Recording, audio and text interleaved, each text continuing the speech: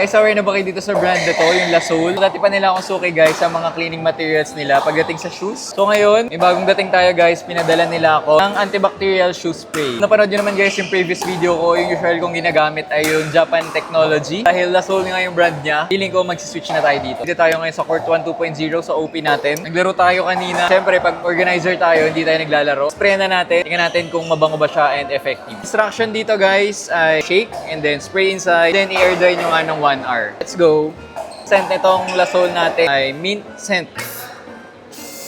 Uy! Umuusok! Tingnan nyo guys, umuusok. Amoy niya guys, para siyang Mentos. So, di naman sa kabilang shoe natin. Ito, damihan natin. Tingnan natin gano'ng katindi yung usok. ASMR. Balikan ko to guys, 1 to 2 hours after na OP natin. Balitan ko nga kayo kung tumagal yung amoy and kung fresh pa rin yung amoy nitong shoes natin. Guys, after a few hours, okay. Amoy ko nga doon.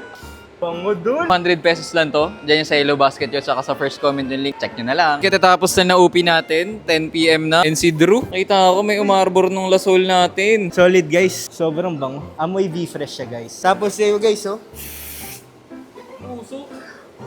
Parang vape lang. Sobrang mura na guys. Discounted to pag nasa Yellow Basket. Check out na.